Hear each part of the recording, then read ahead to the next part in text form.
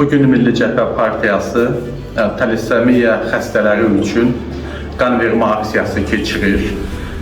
Onlarla partiyanın üzvü bu aksiyaya qoşulub, kənar şəxslər də bu aksiyaya qoşulublar və sevinirik ki, Milli Cəbhə Partiyasının keçirdiyi bu qan vermə aksiyası nəticəsində talisemiya xəstələrinə şəfa veriləcək.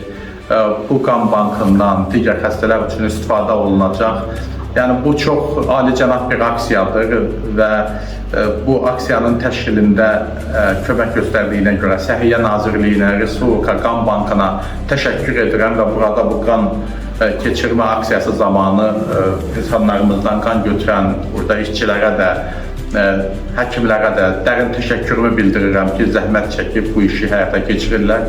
Və çox yaxşı bir haldır ki, məhz burada götürülən o qanlar da hansısa bir xəstənin yaxşılaşmasına, sağalmasına töhfə verəcək. Ümumiyyətlə, qan vermə aksiyaları alicənab bir kampaniyalardır, aksiyalardır.